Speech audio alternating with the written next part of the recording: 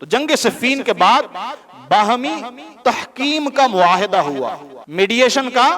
آپس میں معاہدہ ہوا، جس کو ہم ثالثی کا معاہدہ کہتے ہیں۔ تو اس موقع پر جب مسلمانوں کے درمیان اتفاق آ رہا تھا، مسلمانوں میں سے ایک گروہ نکل گیا اور انہوں نے ان کو خارجی کہا جانے لگا۔ انہوں نے نعرہ کیا لگایا؟ انہوں نے نعرہ لگایا لا حکم الا للہ، کہ حکم تو صرف اللہ کا چلتا ہے، حاکمیت، فیصلہ کرنے کا اختیار یہ صرف اللہ رب العزت کے پاس ہے۔ اور حضرت علی رضی اللہ تعالیٰ عنہ نے اس جھگڑے کو ختم کرنے کے لیے دو آدمیوں کو جو ثالث مقرر کیا ہے، یہ اس آیت کا نعوذ باللہ انکار کیا ہے اور ایک طرح سے نعوذ باللہ شرک کا ارتکاب کیا ہے انہوں نے، چنانچہ وہ حضرت علی کے ساتھ نفرت کرنے والے بن گئے۔ اور تاریخ میں ان کے بارے میں یہ بھی آتا ہے کہ اس قسم کا نعرہ لگانے والے جو لوگ تھے، لا حکم الا للہ یا ان الحکم الا للہ، یہ بے ادب قسم کے لوگ تھے۔ خارجیوں میں زیادہ تر جو لوگ تھے بے ادب تھے، جوشیلے تھے، جذباتی تھے، اور گھمنڈ تھا اپنی عبادت پر ان کو، یعنی عبادت اتنی زیادہ کرتے تھے کہ ان کے ماتھوں پر سجدے کے نشانات پڑ گئے تھے۔ لیکن جب دین کے راستے سے نکلے تو کس انداز سے نکلے؟ نعوذ باللہ حضرت علی رضی اللہ تعالیٰ عنہ پر بھی انہوں نے کفر کے فتوے لگائے، اور اس وقت کی جتنی بھی امت مسلمہ تھی جو حضرت علی کی ہم نوا تھی، حضرت امیر معاویہ رضی اللہ تعالیٰ عنہ کی ہم نوا تھی، ان کے اوپر یہ شرک اور کفر کے فتوے لگایا گیا۔ اور یہ دین کے نام پر ہی امت مسلمہ کا جو دہارا تھا اس سے الگ ہوا۔ اس لیے میں یہ گزارش کروں گا، آج کل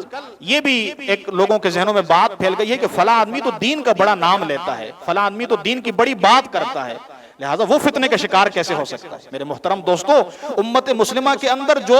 فتنے پیدا ہوئے ہیں، خارجیوں کے، رافضیوں کے، اس کے علاوہ اور فرقے پیدا ہوئے ہیں، وہ سب دین کے نام پر ہی پیدا ہوئے ہیں۔ یہ جو خارجی تھے یہ کیوں امت مسلمہ سے الگ ہوئے؟ یہ ان کو اپنی عبادت پر گھمنڈ تھا، کہتے تھے ہم جیسا کوئی عبادت کرنے والا بھی نہیں ہے، اور واقعی ان کی عبادت بہت زیادہ تھی، راتوں کو پوری رات جاگا کرتے تھے تہجد کی نماز میں۔ نے کہا نا اتنے سجدے کرتے تھے کہ ان کی پیشانی پر سجدے کے نشان پڑ گئے تھے، اور قرآن مجید کے بہترین قاری ہوا کرتے تھے، قرآن مجید بڑا ازبر یاد تھا ان لوگوں۔ لیکن جب اختلاف ہوا حضرت علی رضی اللہ تعالیٰ عنہ سے، تو پھر ایسا اختلاف ہوا، اس میں اتنا غلو کیا، مبالغہ کیا کہ ایک طرف تو کفر و شرک کے فتوے لگائے صحابہ اکرام پر، اور دوسری طرف جہاں کہیں ان کو مسلمان ملے ان کو بے دریغ قتل کرتے۔ ان کے دل میں معافی کا جذبہ نہیں ہوتا تھا، ایسے خون کے پیاسے تھے جس کے ساتھ ان کی دشمنی یا نفرت ہو جائے، ان کو خارجی کہا جاتا۔ اور میں نے یہ بات عرض کی کہ ان کے جو بڑے تھے جنہوں نے اس کو اس غلط راستے پر لگایا، ان کے بڑوں میں سے ایک تھا ذوالخویسرہ، کیونکہ ان میں بے ادبی تھی، تو اس لیے بے ادبی تھی کہ ان کے بڑے بے ادب تھے۔ ذوالخویسرہ جو تھا اس نے رسول اللہ صلی اللہ علیہ وسلم کا زمانہ پایا تھا، اور ایک جنگ کے موقع پر رسول اللہ صلی اللہ علیہ وسلم مال غنیمت تقسیم فرما رہے تھے، لوگوں میں کچھ نقد رقم تقسیم کر رہے تھے،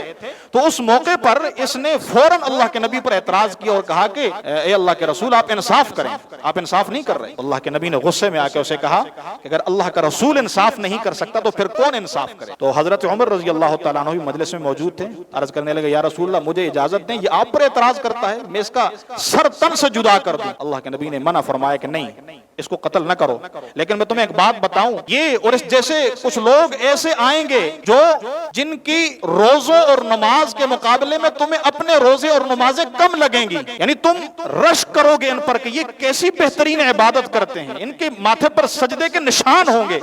لیکن اس کے باوجود زیادہ نمازیں، زیادہ روزے رکھنے کے باوجود یہ دین سے ایسے نکلیں گے جیسے تیر نشانے سے آر پار ہو جائے۔ اس سے آپ اندازہ لگائیں کہ دین کے نام پر بھی لوگ دین سے برگشتہ ہو سکتے ہیں۔ تو ان میں ایک تو یہ بات تھی کہ ان کے جو بڑے تھے وہ بھی کیا تھے بھائی؟ بے ادب قسم کے، گھمنڈ تھا ان کو اپنے اوپر، جوشیلے، جذباتی۔ دوسرا، اس وقت جو قرآن و حدیث کو سمجھنے والے تھے وہ صحابہ اکرام تھے اور تابعین تھے، تو یہ صحابہ اکرام کے بارے میں بھی یہ نظریہ رکھتے تھے کہ یہ کوئی بہت بڑی چیز نہیں ہے، یعنی دین کو جو ہم سمجھتے ہیں بس ہم ہی سمجھتے ہیں، دین کا